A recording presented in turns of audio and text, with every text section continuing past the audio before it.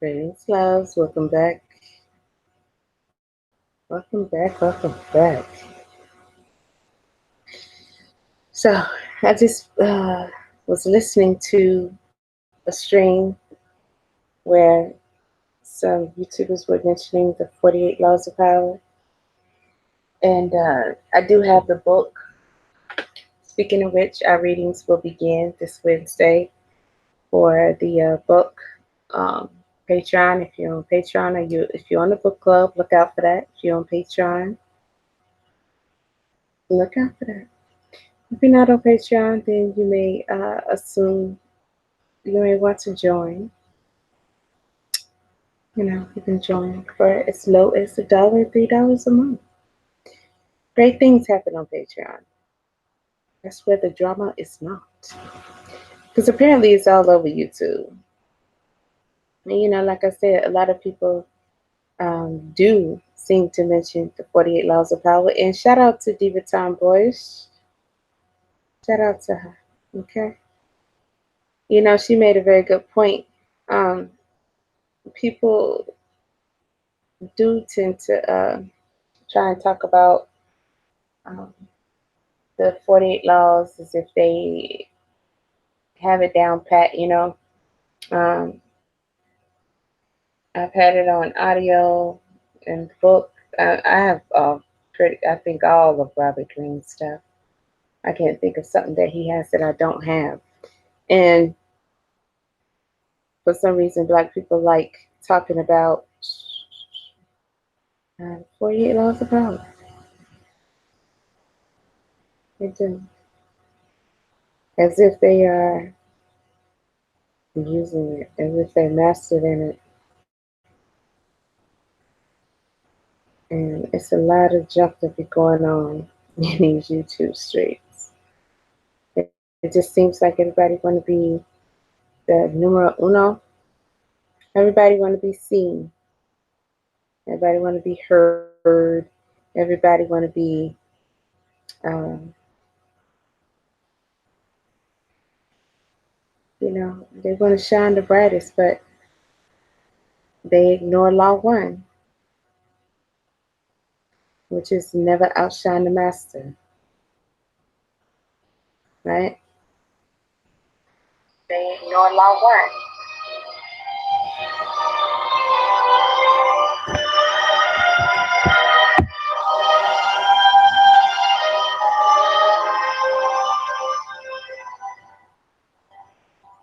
Highbridge Audio Productions presents The 48 Laws of Power, written by Robert Greene and read by Don Leslie.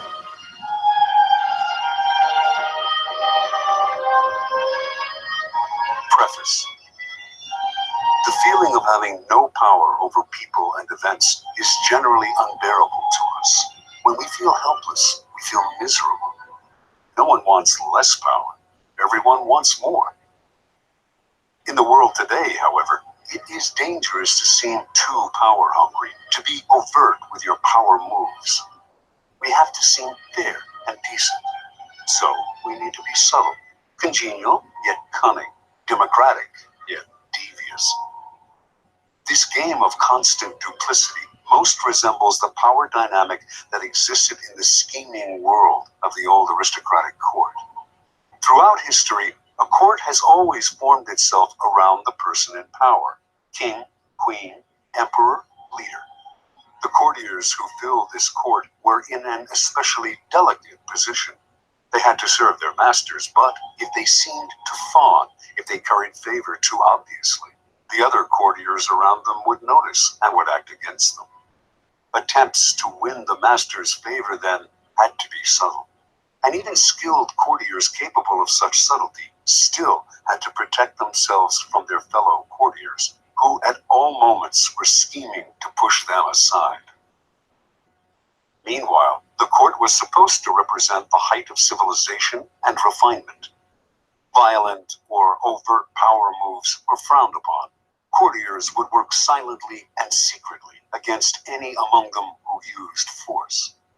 This was the courtier's dilemma. While appearing the very paragon of elegance, They had to outwit and thwart their own opponents in the subtlest of ways. The successful courtier learned over time to make all of his moves indirect. If he stabbed an opponent in the back, it was with a velvet glove on his hand and the sweetest of smiles on his face. Instead of using coercion or outright treachery, the perfect courtier got his way through seduction, charm, deception, and subtle strategy, always planning several moves ahead. Life in the court was a never-ending game that required constant vigilance and tactical thinking. It was civilized war. Today, we face a peculiarly similar paradox to that of the courtier. Everything must appear civilized, decent, democratic, and fair. But if we play by those rules too strictly, if we take them too literally, we are crushed by those around us who are not so foolish.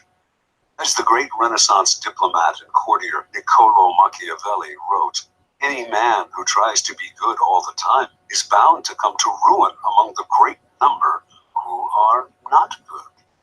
The court imagined itself the pinnacle of refinement, but underneath its glittering surface, a cauldron of dark emotions, greed, envy, lust, hatred, boiled and simmered. Our world today similarly imagines itself the pinnacle of fairness, yet the same ugly emotions still stir within us as they have forever. The game is the same. Outwardly, you must seem to respect the niceties, but inwardly, unless you are a fool, you learn quickly to be prudent and to do as Napoleon advised. Place your iron hand inside a velvet glove. If, like the courtier of times gone by, you can master the arts of indirection, learning to seduce, charm, deceive, and subtly outmaneuver your opponents, you will attain the heights of power. You will be able to make people bend to your will without their realizing what you have done. And if they do not realize what you have done, they will neither resent nor resist you. To some people, the notion of consciously playing power games, no matter how indirect, seems evil, asocial, a relic of the past. They believe they can opt out of the game by behaving in ways that have nothing to do with power. You must beware of such people. They are often among the most adept players at power. They utilize strategies that cleverly disguise the nature of the manipulation involved. These types, for example, will often display their weakness and lack of power as a kind of moral virtue. But true powerlessness, without any motive of self-interest, would not publicize its weakness to gain sympathy or respect. Making a show of one's weakness is actually a very effective strategy, subtle and deceptive, in the game of power. Another strategy of the supposed non-player is to demand equality in every area of life. Everyone must be treated alike, whatever their status and strength.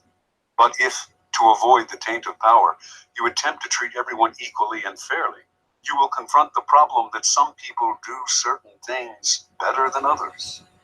Treating everyone equally means ignoring their differences, elevating the less skillful, and suppressing those who excel. Again, many of those who behave this way are actually deploying another power strategy, redistributing people's rewards in a way that they determine. Yet another way of avoiding the game would be perfect honesty and straightforwardness, since one of the main techniques of those who seek power is deceit and secrecy. But being perfectly honest will inevitably hurt and insult a great many people, some of whom will choose to injure you in return. No one will see your honest statement as completely objective and free of some personal motivation, and they will be right. In truth, the use of honesty is indeed a power strategy intended to convince people of one's noble, good-hearted, selfless character. It is a form of persuasion, even a subtle form of coercion. Finally, those who claim to be non-players may affect an air of naivete to protect them from the accusation that they are after power. Beware again, however, For the appearance of naivete can be an effective means of deceit, and even genuine naivete is not free of the snares of power. Children may be naive in many ways, but they often act from an elemental need to gain control over those around them. Children suffer greatly from feeling powerless in the adult world, and they use any means available to get their way. Genuinely innocent people may still be playing for power and are often horribly effective at the game, since they are not hindered by reflection. Once again, those who make a show or display of innocence are the least innocent of all. You can recognize these supposed non-players by the way they flaunt their moral qualities, their piety, their exquisite sense of justice. But since all of us hunger for power, and almost all of our actions are aimed at gaining it, the non-players are merely throwing dust in our eyes, distracting us from their power plays with their air of moral superiority.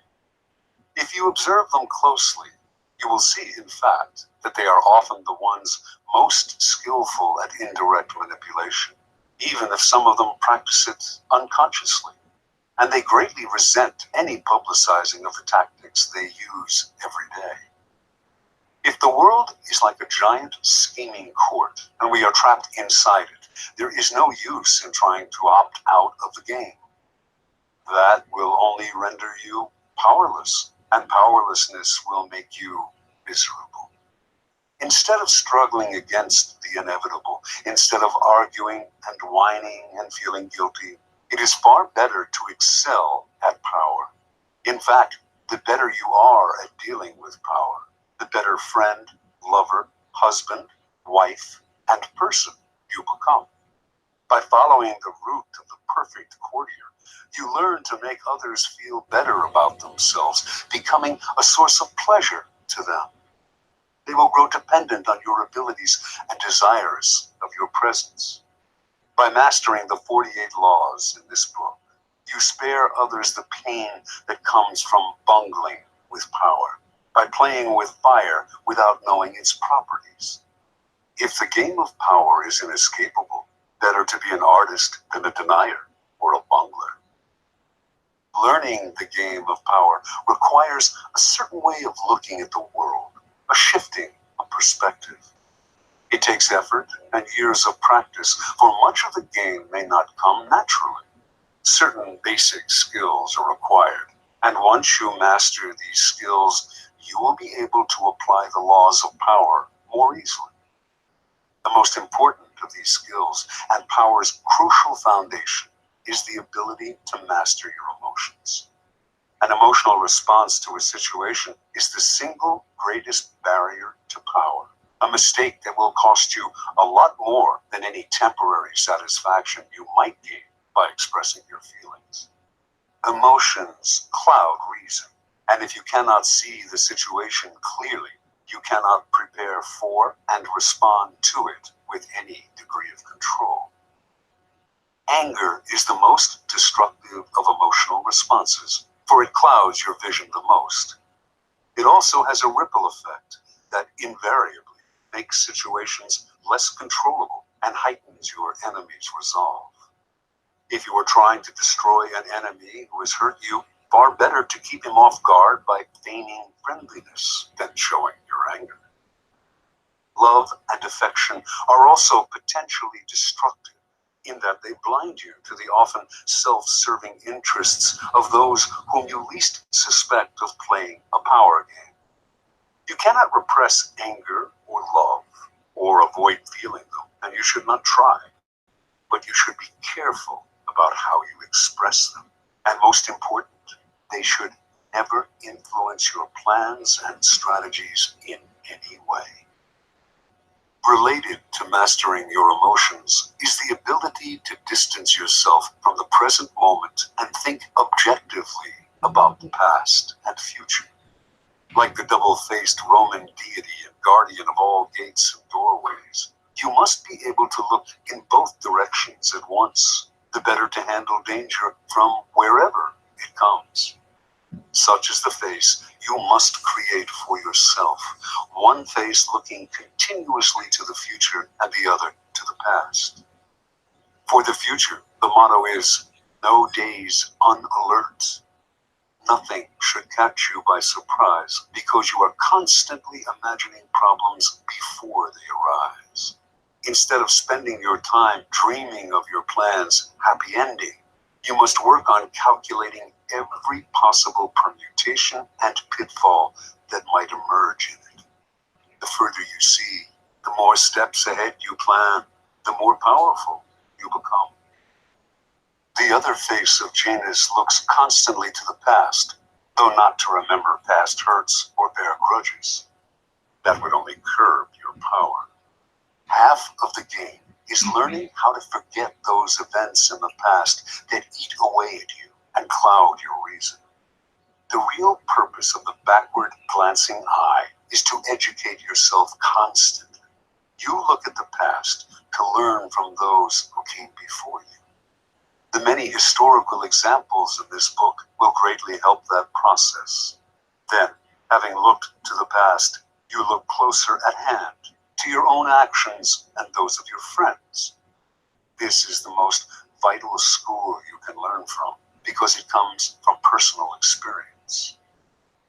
You begin by examining the mistakes you have made in the past, the ones that have most grievously held you back. You analyze them in terms of the 48 laws of power, and you extract from them a lesson and an oath. I shall never repeat such a mistake. I shall never fall into such a trap again.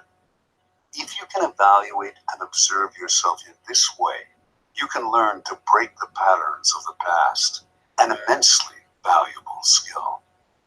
Power requires the ability to play with appearances. To this end, you must learn to wear many masks and keep a bag full of deceptive tricks. Deception and masquerade should not be seen as ugly or immoral.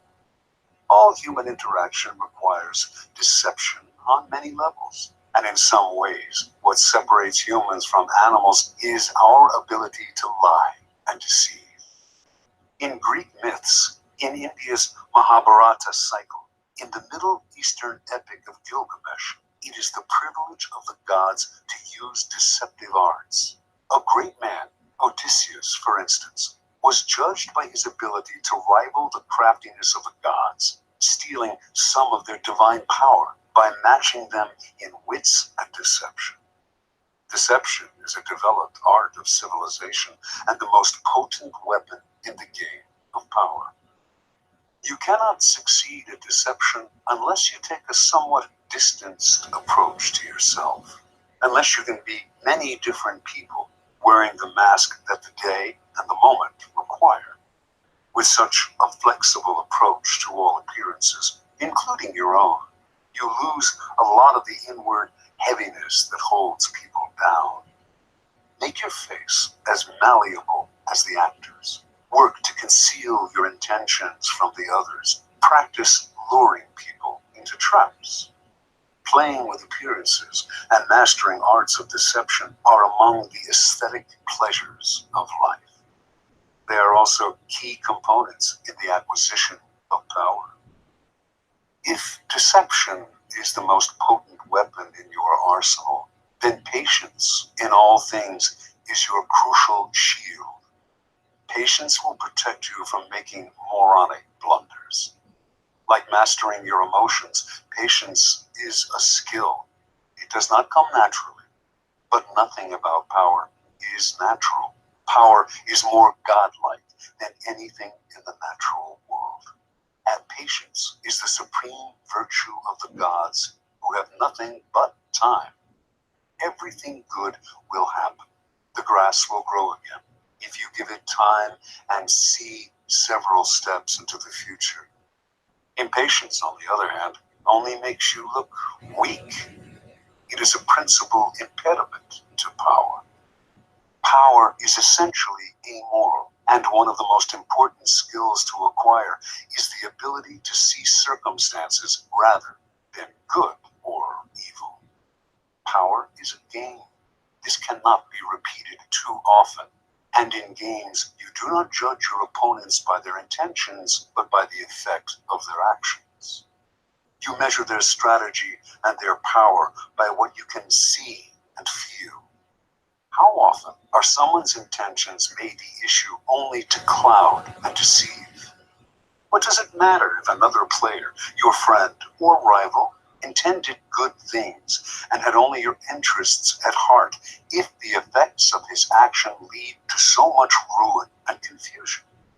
It is only natural for people to cover up their actions with all kinds of justifications, always assuming that they have acted out of goodness. You must learn to inwardly laugh each time you hear this and never get caught up in gauging someone's intentions and actions through a set of moral judgments that are really an excuse for the accumulation of power. It is a game. Your opponent sits opposite you. Both of you behave as gentlemen or ladies, observing the rules of the game and taking nothing personally. You play with a strategy and you observe your opponent's moves with as much calmness as you can muster. In the end, you will appreciate the politeness of those you are playing with more than their good and sweet intentions. Train your eye to follow the results of their moves, the outward circumstances, and do not be distracted by anything else. Half of your mastery of power comes from what you do not do, what you do not allow yourself to get dragged into. For this skill, you must learn to judge all things by what they cost you. As Nietzsche wrote, the value of a thing sometimes lies not in what one attains with it, but in what one pays for it, what it costs us. Perhaps you will attain your goal, and a worthy goal at that, but at what price? Apply this standard to everything, including whether to collaborate with other people to come to their aid. In the end, life is short, opportunities are few, and you have only so much energy to draw on. And in this sense, time is as important a consideration as any other. Never waste valuable time or mental peace of mind on the affairs of others. That is too high a price to pay. Power is a social game. To learn and master it, you must develop the ability to study and understand people. As the great 17th century thinker and courtier Balthazar Gracian wrote, many people spend time studying the properties of animals or herbs. How much more important it would be to study those of people with whom we must live or die. To be a master player, you must also be a master psychologist. You must recognize motivations and see through the cloud of dust with which people surround their actions. An understanding of people's hidden motives is the single greatest piece of knowledge you can have in acquiring power. It opens up endless possibilities of deception, seduction, and manipulation. People are of infinite complexity, and you can spend a lifetime watching them without ever fully understanding them.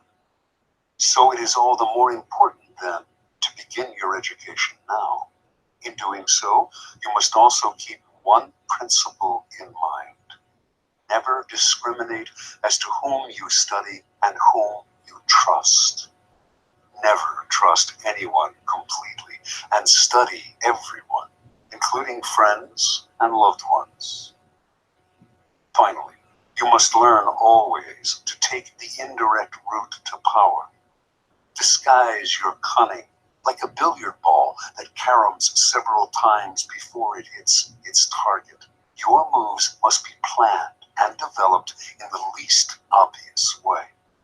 By training yourself to be indirect, you can thrive in the modern court, appearing the paragon of decency while being the consummate manipulator. Consider the 48 laws of power, a kind of handbook on the arts of indirection. The laws are based on the writings of men and women who have studied and mastered the game of power. These writings span a period of more than 3,000 years and were created in civilizations as disparate as ancient China and Renaissance Italy. Yet they share common threads and themes, together hinting at an essence of power that has yet to be fully articulated. The 48 laws of power are the distillation of this accumulated wisdom, gathered from the writings of the most illustrious strategists, statesmen, courtiers, seducers, and con artists in history. The laws have a simple premise. Certain actions almost always increase one's power, the observance of the law, while others decrease it and even ruin us, the transgression of the law. These transgressions and observances are illustrated by historical examples. The laws are timeless and definitive. The 48 laws of power can be used in several ways. By listening to this program straight through, you can learn about power in general. Although several of the laws may seem not to pertain directly to your life, in time you will probably find that all of them have some application and that, in fact, they are interrelated. By getting an overview of the entire subject, you will best be able to evaluate your own past actions and gain a greater degree of control over your immediate affairs. The program can also be picked apart for entertainment, for an enjoyable ride through the foibles and great deeds of our predecessors in power. A warning, however, to those who use the program for this purpose: it might be better to turn back. Power is endlessly seductive and deceptive in its own way. It is a labyrinth. Your mind becomes consumed with solving its infinite problems, and you soon realize how pleasantly lost you have become. In other words, it becomes most amusing by taking it seriously. Do not be frivolous with such a critical matter. The gods of power frown on the frivolous. They give ultimate satisfaction only to those who study and reflect, and punish those who skim the surfaces looking for a good time.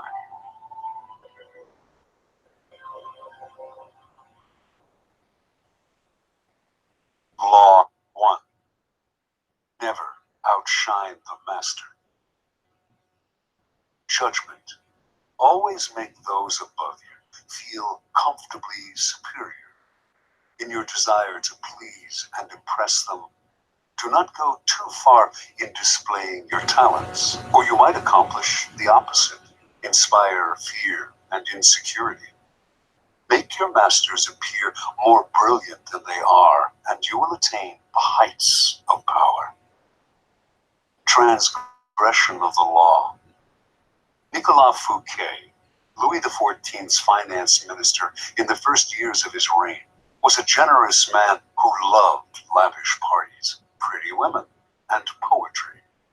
He also loved money, for he led an extravagant lifestyle. Fouquet was clever and very much indispensable to the king. So, when the prime minister, Jules Mazarin, died in 1661, the finance minister expected to be named the successor. Instead, the king decided to abolish the position. This and other signs made Fouquet suspect that he was falling out of favor, and so he decided to ingratiate himself with the king by staging the most spectacular party the world had ever seen. The party's ostensible purpose would be to commemorate the completion of Fouquet's chateau, Vaux-le-Vicomte, but its real function was to pay tribute to the king, the guest of honor.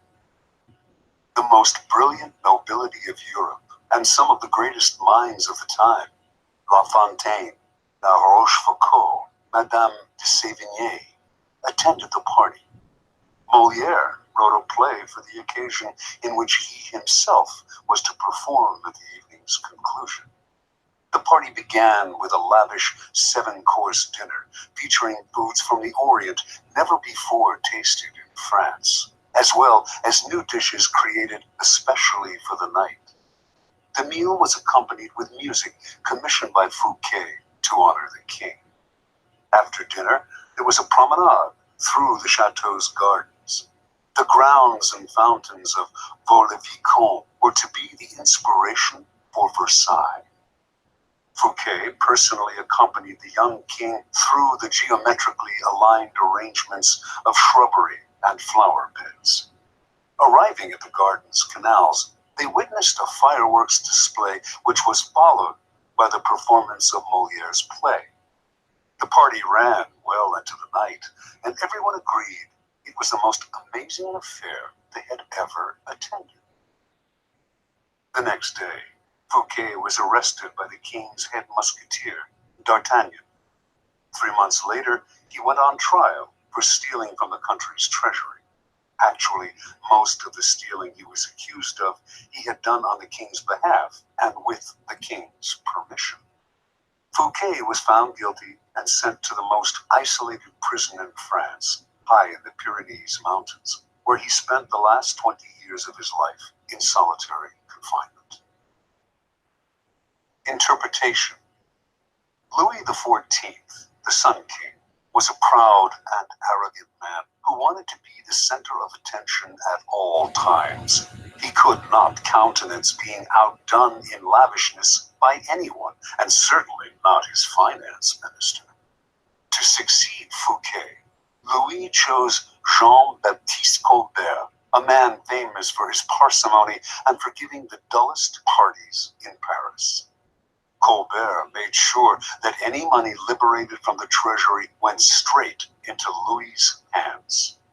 With the money, Louis built a palace even more magnificent than Fouquet's, the glorious Palace of Versailles. He used the same architects, decorators, and garden designer. And at Versailles, Louis hosted parties even more extravagant than the one that cost Fouquet his freedom. Let us examine the situation. The evening of the party, as Fouquet presented spectacle on spectacle to Louis, each more magnificent than the one before, he imagined the affair as demonstrating his loyalty and devotion to the king. Not only did he think the party would put him back in the king's favor, he thought it would show his good taste, his connections, and his popularity, making him indispensable to the king and demonstrating that he would make an excellent prime minister. Instead, however, each new spectacle, each appreciative smile bestowed by the guests on Fouquet, made it seem to Louis that his own friends and subjects were more charmed by the finance minister than by the king himself, and that Fouquet was actually flaunting his wealth and power. Rather than flattering Louis XIV, Fouquet's elaborate party offended the king's vanity. Louis would not admit this to anyone, of course. Instead, he found a convenient excuse to rid himself of a man who had inadvertently made him feel insecure.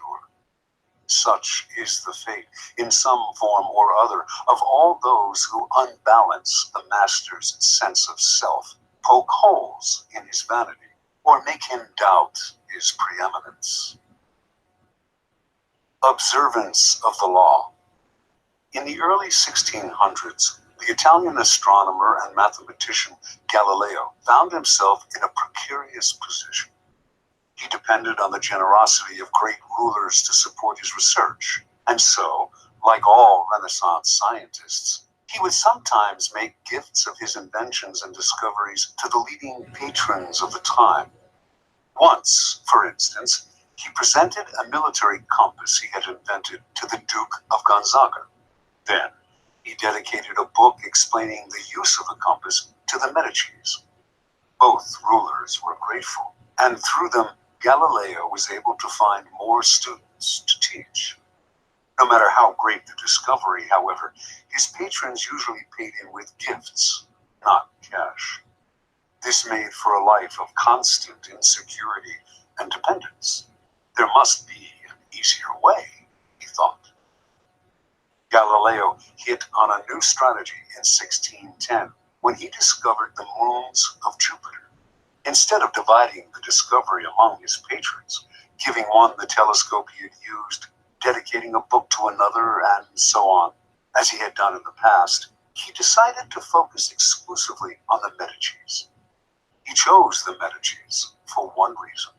Shortly after Cosimo I had established the Medici dynasty in 1540, he had made Jupiter, the mightiest of the gods, the Medici symbol, a symbol of a power that went beyond politics and banking, one linked to ancient Rome and its divinities. Galileo turned his discovery of Jupiter's moons into a cosmic event honoring the Medici's greatness. Shortly after the discovery, he announced that the bright stars, the moons of Jupiter, offered themselves in the heavens to his telescope at the same time as Cosimo II's enthronement. He said that the number of the moons, 4, harmonized with the number of the Medicis. Cosimo II had 3 brothers, and that the moons orbited Jupiter as these 4 suns revolved around Cosimo I, the dynasty's founder. More than coincidence, this showed that the heavens themselves reflected the ascendancy of the Medici family. After he dedicated the discovery to the Medicis, Galileo commissioned an emblem representing Jupiter sitting on a cloud with the 4 stars circling about him, and presented this to Cosimo II as a symbol of his link to the stars. In 1610, Cosimo II made Galileo his official court philosopher and mathematician with a full salary. For a scientist, this was the coup of a lifetime. The days of begging for patronage were over. Interpretation. In one stroke, Galileo gained more with his new strategy than he had in years of begging. The reason is simple. All masters want to appear more brilliant than other people. The producer of a great work wants to feel he is more than just the provider of the finance. He wants to appear creative and powerful, and also more important than the work produced in his name. Instead of insecurity, you must give him glory. Galileo did not challenge the intellectual authority of the Medicis with his discovery, or make them feel inferior in any way. By literally aligning them with the stars, he made them shine brilliantly among the courts of Italy. He did not outshine the master. He made the master outshine all others. Keys to power. When it comes to power, outshining the master is perhaps the worst mistake of all. Do not fool yourself into thinking that life has changed much since the days of Louis XIV and the Medicis. Those who attain high standing in life are like kings and queens. They want to feel secure in their positions and superior to those around them in intelligence, wit, and charm. It is a deadly but common misperception to believe that by displaying and vaunting your gifts and talents, you are winning the master's affection. He may feign appreciation, but at his first opportunity, he will replace you with someone less intelligent, less attractive, less threatening, just as Louis XIV replaced the sparkling Fouquet with the bland Colbert.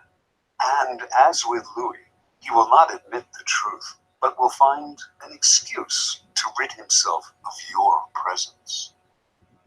This law involves 2 rules that you must realize. First, you can inadvertently outshine a master simply by being yourself. There are masters who are more insecure than others, monstrously insecure. You may naturally outshine them by your charm and grace. No one had more natural talents than Astore Manfredi, Prince of Faenza. The most handsome of all the young princes of Italy, he captivated his subjects with his generosity and open spirit.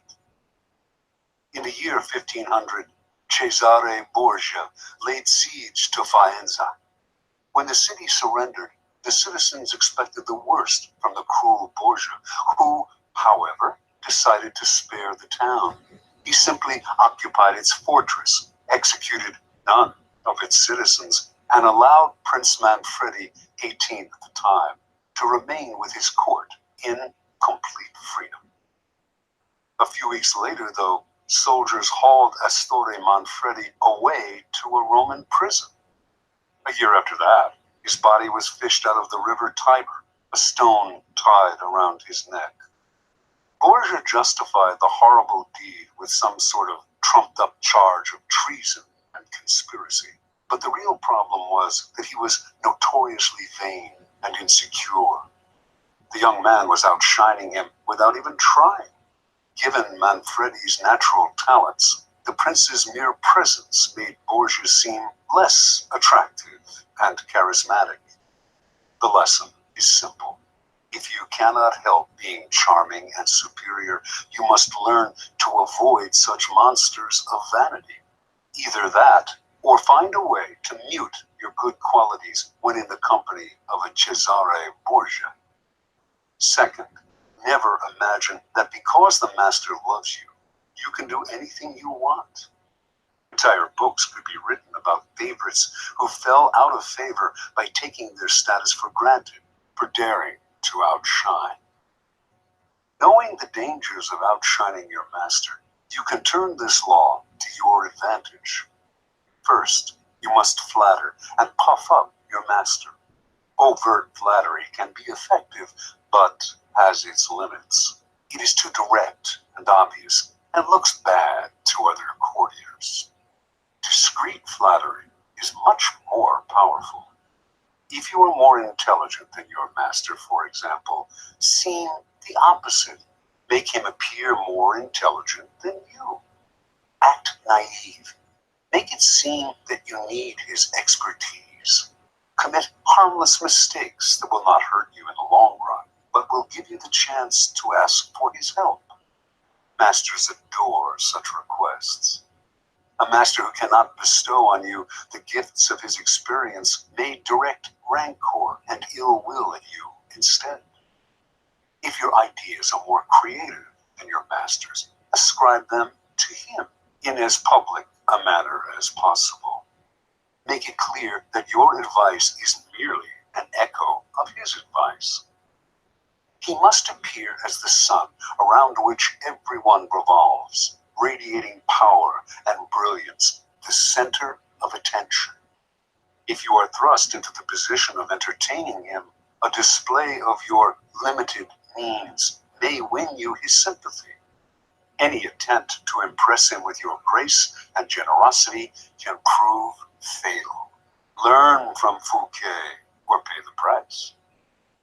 In all of these cases, it is not a weakness to disguise your strengths if, in the end, they lead to power.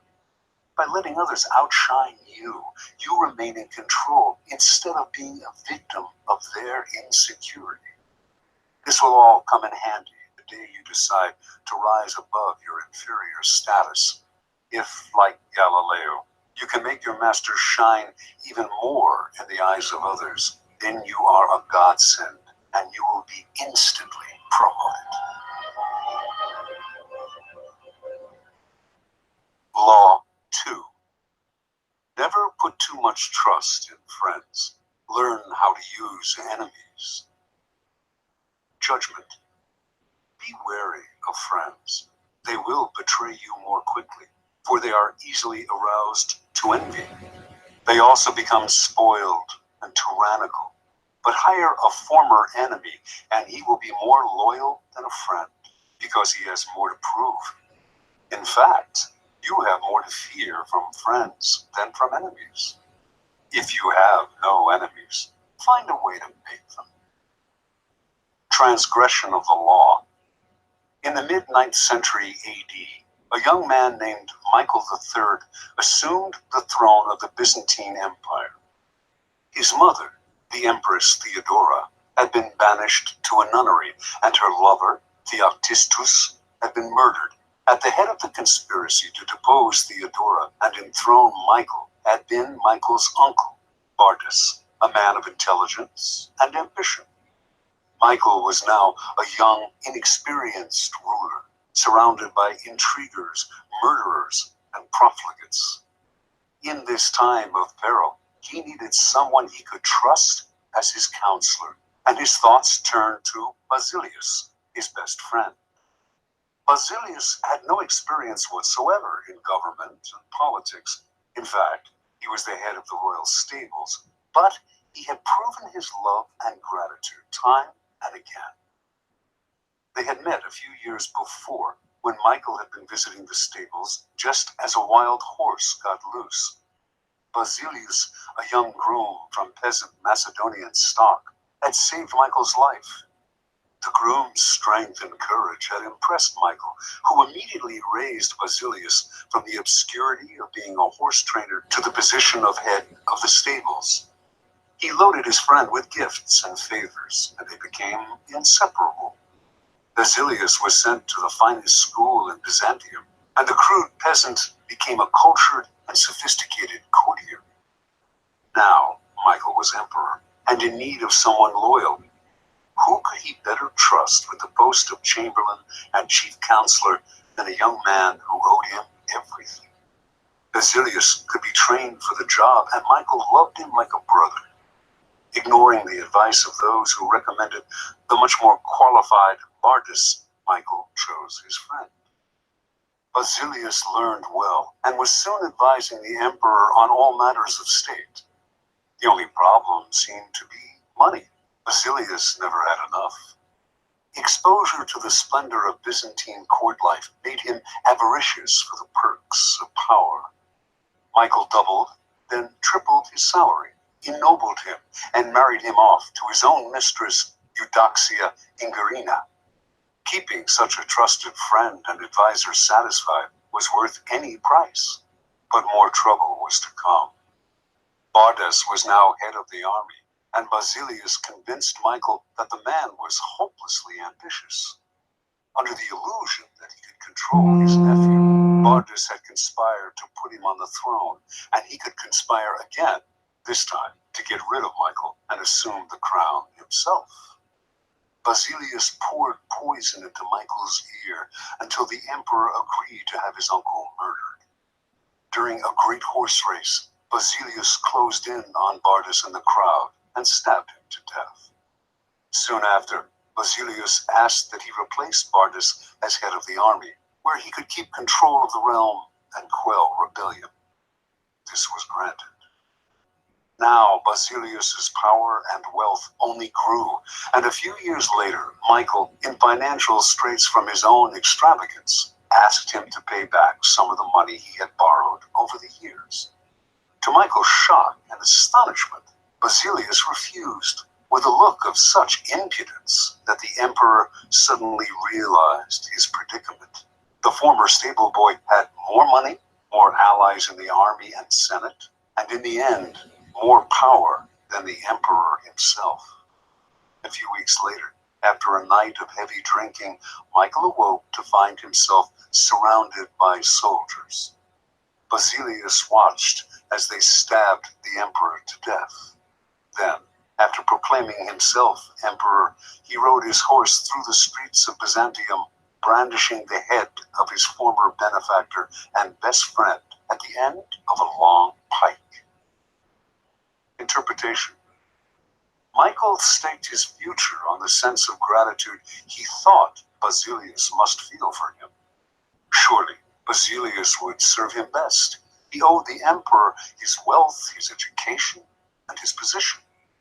It was only on the fateful day when the emperor saw that impudent smile on Basilius's face that he realized his deadly mistake.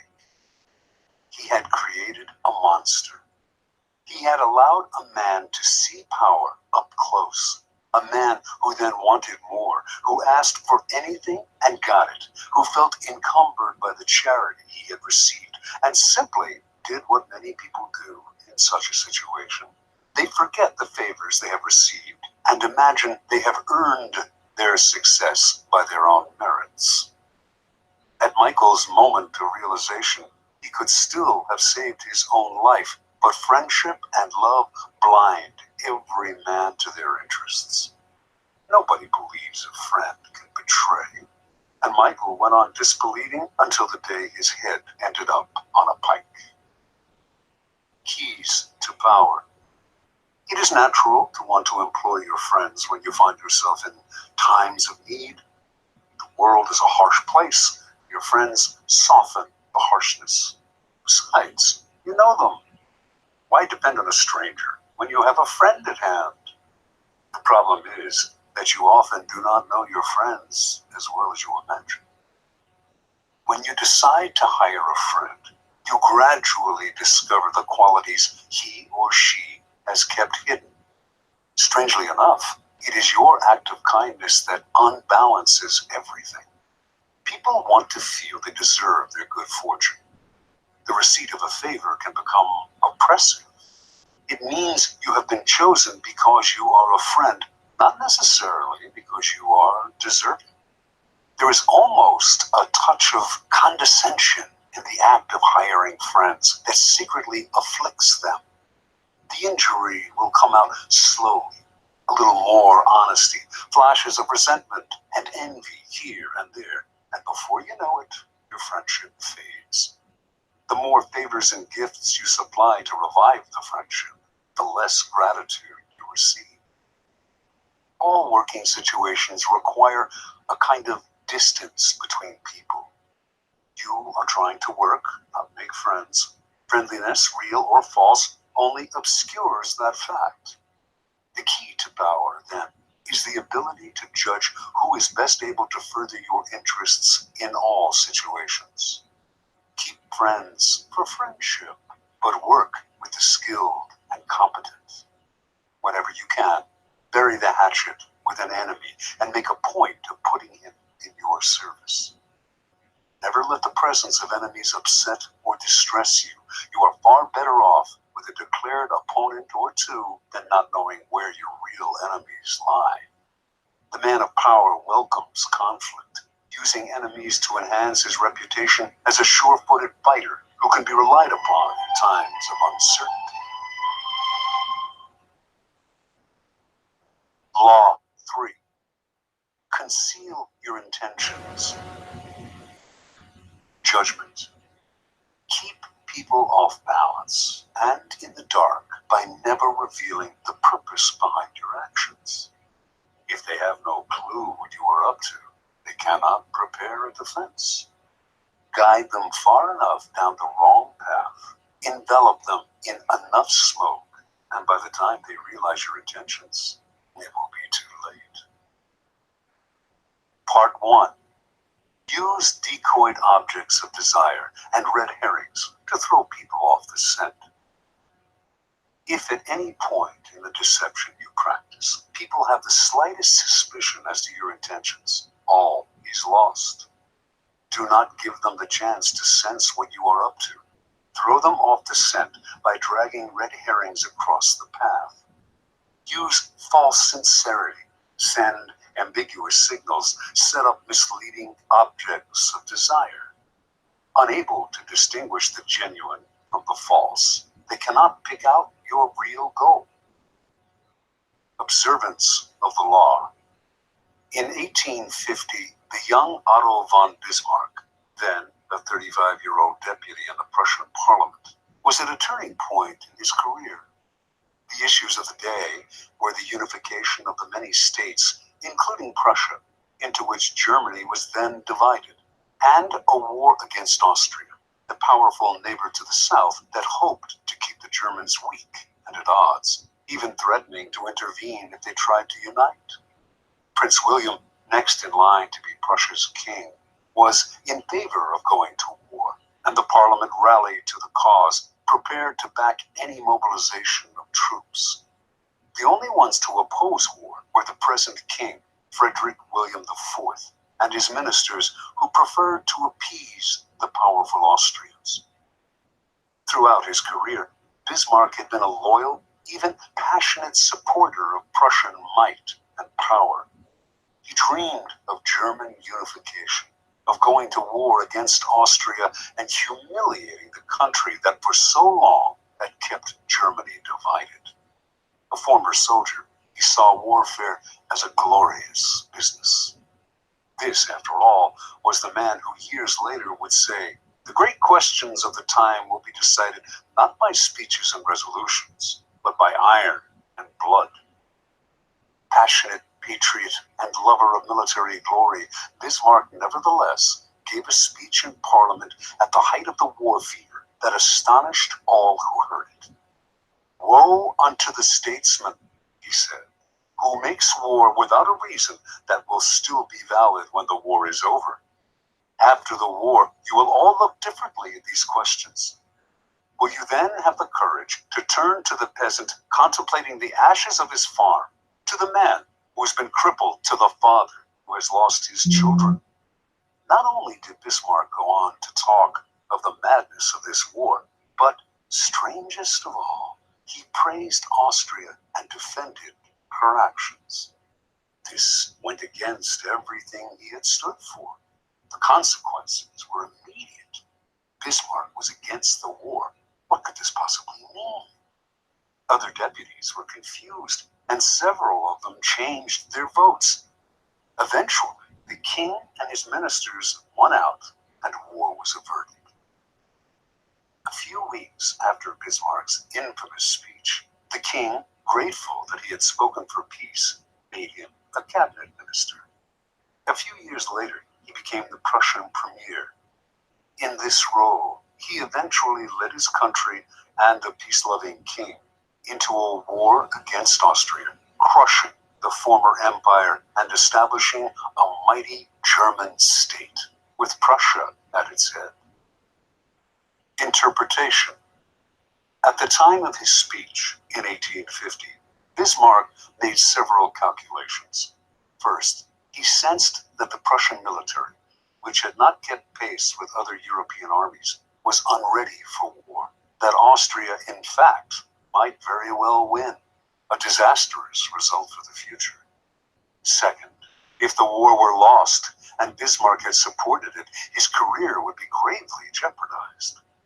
The king and his conservative ministers wanted peace. Bismarck wanted power. The answer was to throw people off the scent by supporting a cause he detested, saying things he would laugh at if said by another. A whole country was fooled. It was because of Bismarck's speech that the king made him a minister, a position from which he quickly rose to be prime minister, attaining the power to strengthen the Prussian military and accomplish what he had wanted all along: the humiliation of Austria and the unification of Germany under Prussia's leadership. Through insincerity and misleading signals, he deceived everyone, concealed his purpose, and attained everything he wanted. Such is the power of hiding your intentions. Keys to power. Most people are open books. They say what they feel, blurt out their opinions at every opportunity, and constantly reveal their plans and intentions.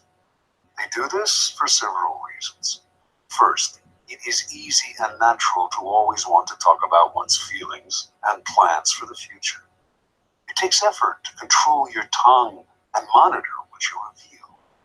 Second, many believe that by being honest and open, they are winning people's hearts and showing their good nature. They are greatly deluded. Honesty is actually a blunt instrument which bloodies more than it cuts. Your honesty is likely to offend people. It is much more prudent to tailor your words, telling people what they want to hear, rather than the coarse and ugly truth of what you feel or think. More important, by being unabashedly open, you make yourself so predictable and familiar that it is almost impossible to respect or fear you, and power will not accrue to a person who cannot inspire such emotions. If you yearn for power, quickly lay honesty aside and train yourself in the art of concealing your intentions. Master the art, and you will always have the upper hand. Basic to an ability to conceal one's intentions is a simple truth about human nature. Our first instinct is to always trust appearances. We cannot go around doubting the reality of what we see and hear. Constantly imagining that appearances concealed something else would exhaust and terrify us.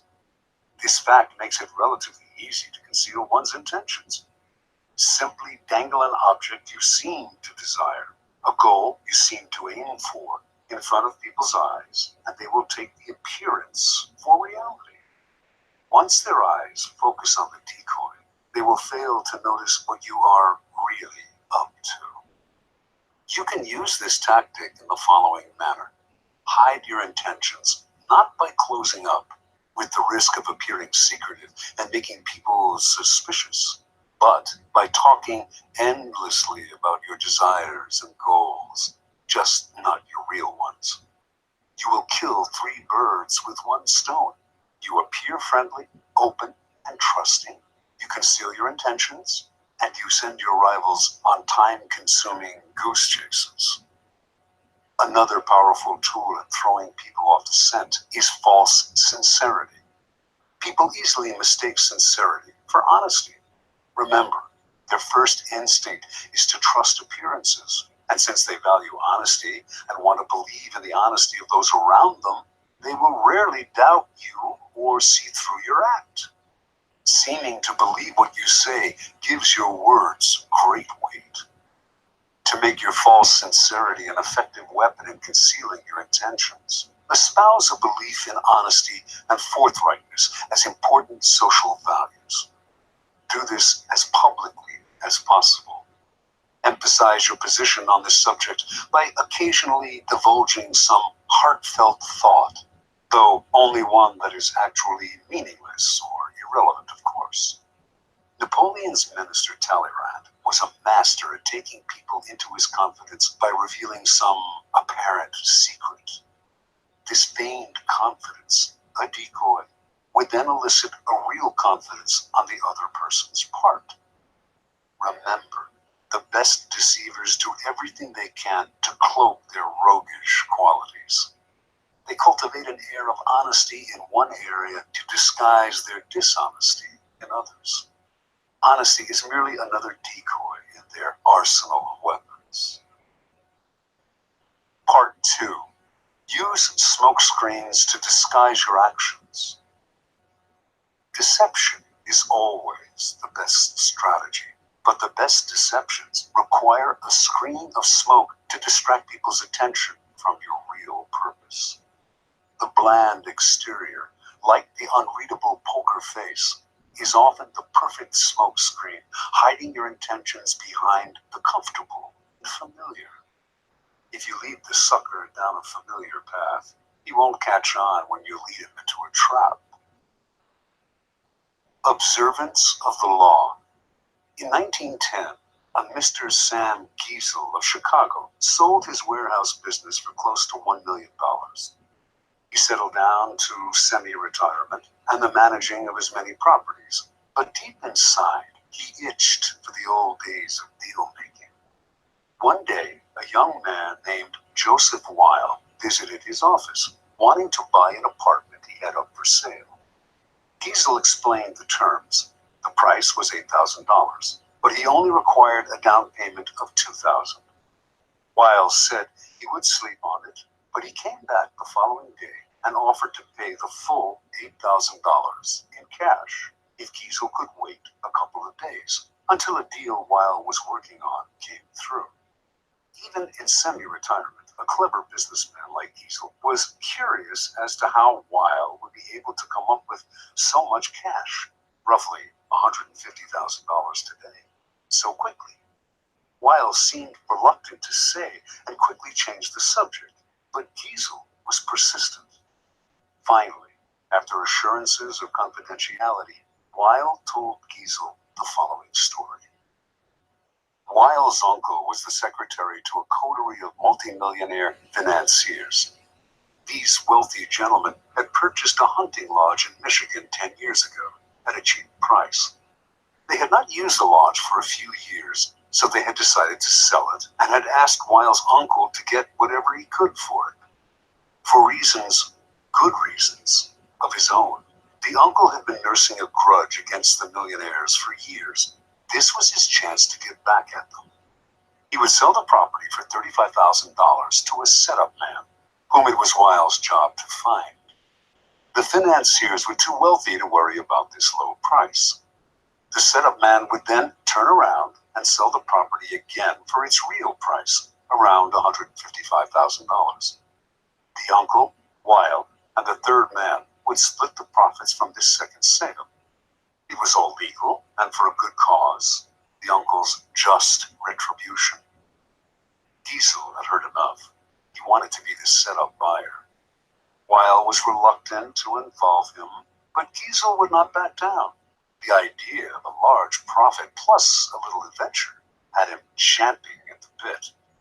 Weil explained that Giesel would have to put up the $35,000 in cash to bring the deal off.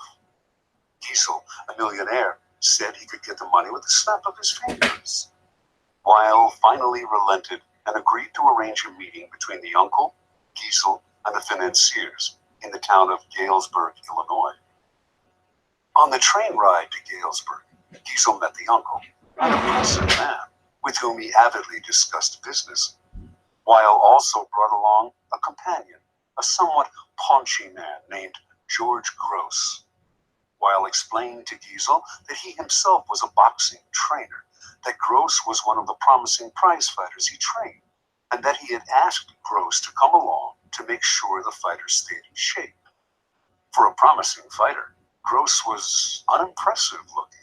He had gray hair and a beer belly, but Giesel was so excited about the deal that he didn't really think about the man's flabby appearance. Once in Galesburg, Weil and his uncle went to fetch the financiers, while Giesel waited in a hotel room with Gross, who promptly put on his boxing trunks. As Giesel half-watched, Gross began to shadow box. Distracted as he was, Giesel ignored how badly the boxer wheezed after a few minutes of exercise, although his style seemed real enough. An hour later, Weil and his uncle reappeared with the financiers, an impressive, intimidating group of men, all wearing fancy suits. The meeting went well, and the financiers agreed to sell the lodge to Giesel, who had already had the $35,000 wired to a local bank. This minor business now settled, the financiers sat back in their chairs and began to banter about high finance, throwing out the name J.P. Morgan as if they knew the man. Finally, one of them noticed the boxer in the corner of the room. Weil explained what he was doing there. The financier countered that he too had a boxer in his entourage, whom he named. Weil laughed brazenly and exclaimed that his man could easily knock out their man. Conversation escalated into argument. In the heat of passion, Weil challenged the men to a bet. The financiers eagerly agreed and left to get their men ready for a fight the next day. As soon as they had left, the uncle yelled at Weil right in front of Giesel. They did not have enough money to bet with, and once the financiers discovered this, the uncle would be fired. Weil apologized for getting him in this mess, but he had a plan. He knew the other boxer well, and with a little bribe, they could fix the fight. But where would the money come from for the bet? The uncle replied. Without it, they were as good as dead. Finally, Giesel had heard enough. Unwilling to jeopardize his deal with any ill will, he offered his own $35,000 cash for part of the bet. Even if he lost that, he would wire for more money and still make a profit on the sale of the lodge. The uncle and nephew thanked him. With their own $15,000 and Giesel's $35,000, they would manage to have enough for the bet. That evening, as Giesel watched the two boxers rehearse the fix in the hotel room, his mind reeled at the killing he was going to make from both the boxing match and the sale of the lodge. The fight took place in a gym the next day. Weil handled the cash, which was placed for security in a locked box. Everything was proceeding as planned in the hotel room. The financiers were looking glum at how badly their fighter was doing, and Giesel was dreaming about the easy money he was about to make. Then, suddenly, a wild swing by the financier's fighter hit Gross hard on the face, knocking him down. When he hit the canvas, blood spurted from his mouth. He coughed, then lay still. One of the financiers, a former doctor, checked his pulse. He was dead. The millionaires panicked. Everyone had to get out before the police arrived. They could all be charged with murder. Terrified, Giesel hightailed it out of the gym and back to Chicago, leaving behind his $35,000, which he was only too glad to forget, for it seemed a small price to pay to avoid being implicated in a crime. He never wanted to see Weil or any of the others again. After Giesel scurried out, Gross stood up under his own steam. The blood that had spurted from his mouth came from a ball filled with chicken blood and hot water that he had hidden in his cheek. The whole affair had been masterminded by Weil, better known as the Yellow Kid, one of the most creative con artists in history. Weil split the $35,000 with the financiers and the boxers, all fellow con artists. A nice little profit for a few days' work. Interpretation. The Yellow Kid had staked out Giesel as the perfect sucker long before he set up the con. He knew the boxing match scam would be the perfect ruse to separate Giesel from his money quickly and definitively. But he also knew that if he had begun by trying to interest Giesel in the boxing match, he would have failed miserably. He had to conceal his intentions and switch attention, create a smokescreen, in this case, the sale of the lodge. On the train ride and in the hotel room, Giesel's mind had been completely occupied with the pending deal. The easy money, the chance to hobnob with wealthy men. He had failed to notice that Gross was out of shape and middle-aged at best. Such is the distracting power of a smokescreen. Engrossed in the business deal, Giesel's attention was easily diverted to the boxing match, but only at a point when it was already too late for him to notice the details that would have given Gross away. The match, after all, now depended on a bribe rather than on the boxer's physical condition. And Giesel was so distracted at the end by the illusion of the boxer's death that he completely forgot about his money. Learn from the Yellow Kid. The familiar, inconspicuous front is the perfect smokescreen. Approach your mark with an idea that seems ordinary enough. A business deal, financial intrigue. The sucker's mind is distracted, his suspicions allayed. That is when you gently guide him onto the second path, the slippery slope down which he slides helplessly into your trap. Keys to power. If you believe that the deceivers are colorful folk who mislead with elaborate lies and tall tales, you are greatly mistaken. The best deceivers utilize a bland and inconspicuous front that calls no attention to themselves. They know that extravagant words and gestures immediately raise suspicion. Instead, they envelop their mark in the familiar, the banal, the harmless. The simplest form of smokescreen is facial expression. Behind a bland, unreadable exterior, all sorts of mayhem can be planned without detection. This is a weapon that the most powerful men in history have learned to perfect. It was said that no one could read Franklin D. Roosevelt's face. Baron James Rothschild made a lifelong practice of disguising his real thoughts behind bland smiles and nondescript looks. Stendhal wrote of Talleyrand, never was a face less of a barometer. As one poker manual explains it, while playing his hand, the good player is seldom an actor. Instead, he practices a bland behavior that minimizes readable patterns, frustrates and confuses opponents, permits greater concentration. An adaptable concept, the smokescreen can be practiced on a number of levels, all playing on the psychological principles of distraction and misdirection.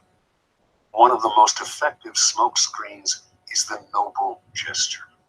People want to believe apparently noble gestures are genuine, for the belief is pleasant. They rarely notice how deceptive these gestures can be. Another effective smokescreen is the pattern. the establishment of a series of actions that seduce the victim into believing you will continue in the same way. The pattern plays on the psychology of anticipation.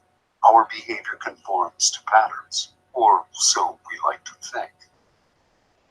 In 1878, the American robber baron Jay Gould created a company that began to threaten the monopoly of the telegraph company, Western Union. The directors of Western Union decided to buy Gould's company up. They had to spend a hefty sum, but they figured they had managed to rid themselves of an irritating competitor. A few months later, though, Gould was at it again, complaining he had been treated unfairly.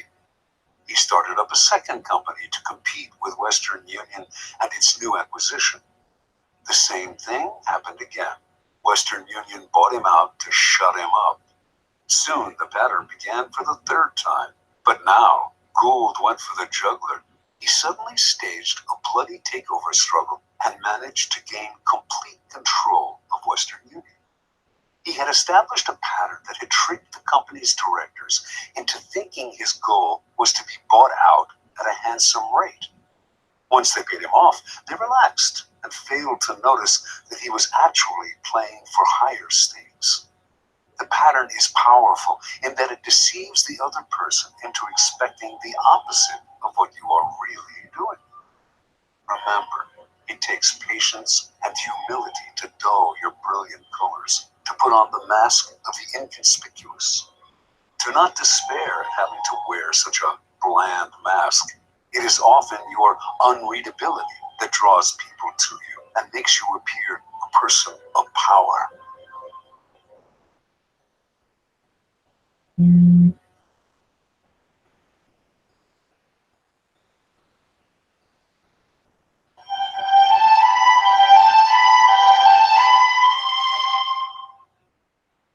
Law 4. Always say less than necessary. Judgment. When you are trying to impress people with words, the more you say, the more common you appear, and the less in control. Even if you're saying something banal, it will seem original if you make it vague, open-ended, and sphinx-like. Powerful people impress and intimidate by saying less.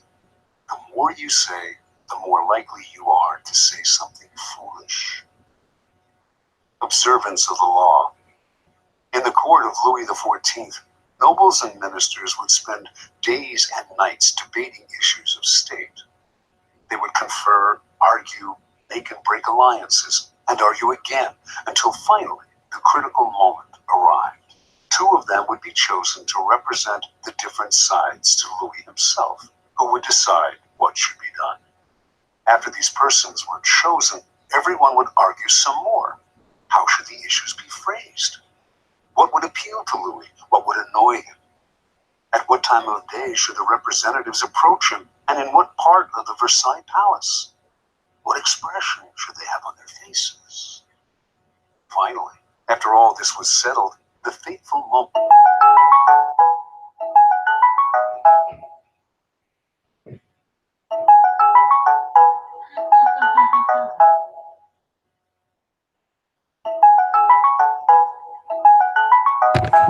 Okay, that should have showed on here. Might arrive. Two men My would bad, approach y'all. Louis, always a delicate matter.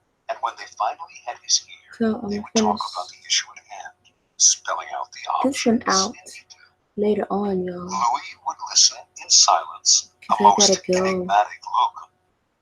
Alright, so I'll see y'all later. Peace.